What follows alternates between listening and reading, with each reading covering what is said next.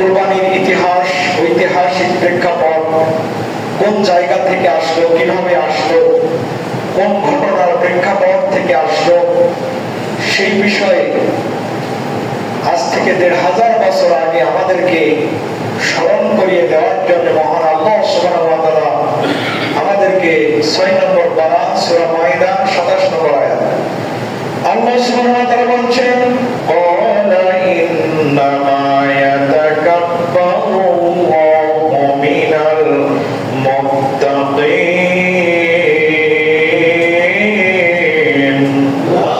আল্লাহ সুবহানাহু ওয়া তাআলা বলেন, দুনিয়ার মানুষ তোমরা শুনে রাখো, নবীগণ, ওয়াতলু আলাইহিম নাবা আবনা আদম বিল হক, বনি আদমের দুটি সন্তানের বিষয়ে আমি আপনাকে স্মরণ করে দিতে চাই। আপনি কিয়ামত পর্যন্ত যত মানুষ আছে বনি আদমের দুইটি সন্তান বিষয়ে আপনি স্মরণ করিয়ে দেন, তেলাওয়াত করেন। এই যে করবা করবানা ফাতুকাব্বিলা মিন আহাদিহিমা, তাদের দুইজন কুরবানি করেছিল, একজনের কুরবানি কবুল হয়েছিল, ওয়ালাম ইয়াতাকাব্বাল মিনাল আখার, আর আরেকজনের কুরবানি কবুল হয় নাই। ক্বালা লা আকতুলান্নাক, যার কুরবানি কবুল হয় নাই সে বলল আমি তোমাকে হত্যা করব। ক্বালা ইন্নামা ইয়াতাকাব্বালুল্লাহু মিনাল মুত্তাকিন। আল্লাহ সুবহানাহু ওয়া তাআলা বলেন, দুনিয়ার জীবনে যারা আমি আল্লাহকে ভয় করবে, পরহেজগারিতা অবলম্বন করবে, ভালো ভালো আমলগুলো করবে, আর খারাপ কাজ থেকে বঞ্চিত রাখবে, নিজেকে আড়াল করে রাখবে, ওই ব্যক্তির কুরবানি আমি আল্লাহ সুবহানাহু ওয়া তাআলা কবুল করে নিই। সুবহানাল্লাহ। প্রিয় ভাইরা আমার, এখানে আপনারা জানেন সূরা মাইদা ৬ নম্বর পারা ২৭ নম্বর আয়াত। সর্বপ্রথম আমরা আমাদের আদি পিতা এবং আদি মাতা হযরত আদম আলাইহিস সালাম এবং হাওয়া আলাইহিস সালাম, এই গোটা পৃথিবীর মানুষ তাদের সন্তান, আমরাও তাদের সন্তান, আলহামদুলিল্লাহ বলে। কিন্তু দুঃখজনক হলেও সত্য, ৯০% মুসলিম কান্ট্রির দেশে বিশ্ববিদ্যালয়গুলোতে পড়ানো হয় যে আমাদের বান্দরের বংশ থেকে আমরা এসেছি। মাঝে মাঝে লেজগুলা কেটে পড়ে গেছে, আস্তে আস্তে মানুষ হয়েছি। কত বড় বাটপাড়ি একটা কথা। প্রিয় ভাইরা আমার, যাই হোক, আমাদের আদি পিতা আদম আলাইহিস সালাম এবং হাওয়া আলাইহিস সালাম জান্নাত থেকে যখন আসলেন, আসার পর আরাফার ময়দানে যখন তাদের সাক্ষাৎ হয়ে গেল, উভয়ের মেলামেশার মধ্য দিয়ে দুইটি করে সন্তান জোড়ায় জোড়ায় আল্লাহ সুবহানাহু ওয়া তাআলা দিলেন। সুবহানাল্লাহ বলেন। সন্তান দেওয়ার মালিক জোরে বলেন তো কে? আল্লাহ। পুত্র সন্তান দেওয়ার মালিক জোরে বলেন তো কে? আল্লাহ। কন্যা সন্তান দেওয়ার মালিক আল্লাহ। আর ছেলেও দেই না মেয়েও দেই না, এই ক্ষমতা জোরে বলেন তো কার? আল্লাহ। কাজী আল্লাহ সুবহানাহু ওয়া তাআলা আদম আলাইহিস সালামকে দুইটা জোড়া জোড়া সন্তান দিলেন। এক জোড়ায় ছিল কাবিল। কাবিলের সাথে যে বোনটার জন্মগ্রহণ হয়েছিল তার নাম ছিল ইকলিমা। বাংলাতে আমরা বলি আকলিমা, কিন্তু আরবিতে এসেছে, হাদিসে এসেছে, যেটা পাওয়া যায় সেটা ইকলিমা। আর হাবিলের সাথে যার ছিল তার নাম হলো লিওজা। কিন্তু ইকলিমা অপরূপা সুন্দরী ছিল, অপরূপ সুন্দরী হওয়ার কারণে যে জোড়াটা জন্মগ্রহণ করেছে একই সাথে, ওই সময়কার শরীয়তের নির্দেশনা ছিল যে একই সাথে জন্মগ্রহণ করা ভাই এবং বোন বিবাহে বন্ধনে আবদ্ধ হতে পারবে না, এটা হারাম। কিন্তু তার পরবর্তীতে যারা জন্মগ্রহণ করেছে ওই দুই ভাই এবং বোন পরের তার সাথে বিবাহ বন্ধনে আবদ্ধ হতে পারবে, এটা হলো হালাল, তখনকার শরীয়তে ছিল। কিন্তু কাবিলের সাথে যে বোনটা জন্মগ্রহণ করেছে ইকলিমা, সে ছিল অপরূপ সুন্দরী হওয়ার কারণে কাবিল বলল আমি তাকে বিয়ে করব, কিন্তু শরীয়ত সেটা পারমিট করে না, এলাও করে না। এজন্যে তাদেরকে বলা হলো, ঠিক আছে, ইকলিমাকে যে বিয়ে করবে, তোমরা এই যে মাঠে তোমরা কোরবানি রেখে আসো, যারটা কোরবানি কবুল হবে তার সাথে ইকলিমার বিয়ে হবে। এরপরে আপনারা জানেন বড় ইতিহাস, হাবিল ছিল পশু পালন করতেন, লালন করতেন।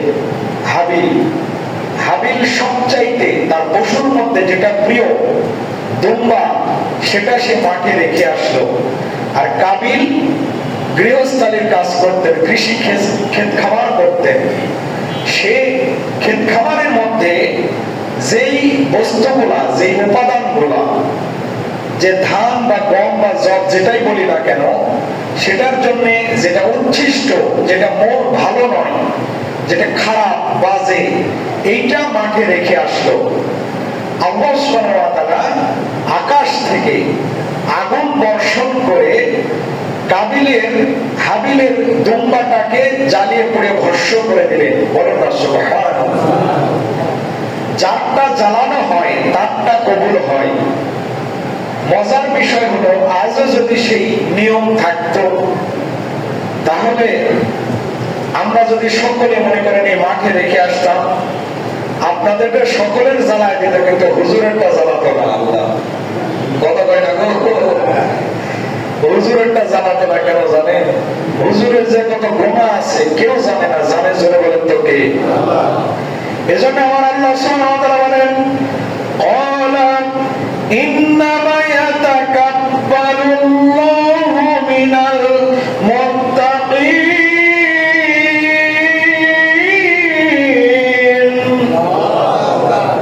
দুনিয়ার মানুষ যে মুত্তাকি, পরহেজগার, তার কুরবানি কেবল আমি আল্লাহ সুবহানাহু ওয়া তাআলা কবুল করে থাকি।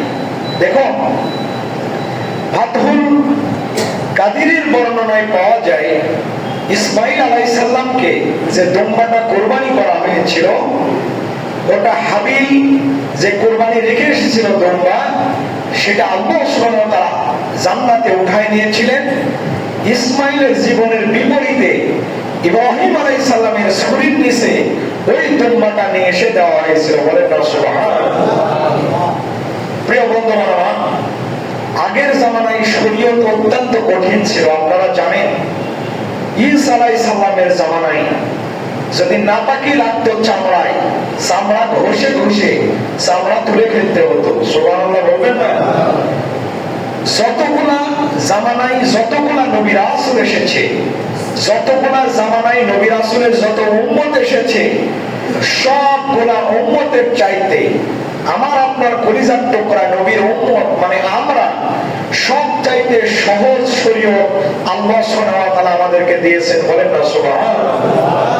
এজন্য আমাদের কুরবানির ওই জাতীয় পরীক্ষা নাই যে কারটা কবুল হলো আর কারটা হলো না, বোঝা যায় না। কিন্তু আমরা আশা করব আমাদের সকলের কুরবানি যেন আল্লাহ সুবহানাহু ওয়া তাআলা কবুল করে নেন। জোরে বলেন। কুরবানির আরেকটা ইতিহাস আছে। হযরত ইব্রাহিম আলাইহিস সালাম, ইব্রাহিম আলাইহিস সালাম হলো জাতির পিতা ছিলেন, মুসলিম মিল্লাতের পিতা। ইব্রাহিম আলাইহিস সালাম সর্বপ্রথম, আপনারা জানেন, সব ইতিহাস আপনাদের সামনে আছে, আমরা ওইদিকে যাব না, শুধু এতটুকু আপনাদেরকে স্মরণ করিয়ে দিতে চাই। ইব্রাহিম আলাইহিস সালামকে যখন শিরক থেকে মুক্ত করে একটা বিষয় আপনাদেরকে অবহিত করতে চাই, প্রত্যেকটা নবী রাসূল শিরক থেকে মুক্ত ছিলেন। বলেন না সুবহানাল্লাহ। তাদের প্রচলিত আগের বাপ দাদার ধর্ম মানেন নাই, কিন্তু নবুয়ত পাওয়ার আগে তারা চুপ ছিল, ওই ধর্মের প্রতিবাদও করে নাই। কিন্তু নবুয়ত যখন এসেছিল তখন নিজের ধর্ম ইসলাম ধর্মটা প্রচার করেছেন। বলেন না সুবহানাল্লাহ।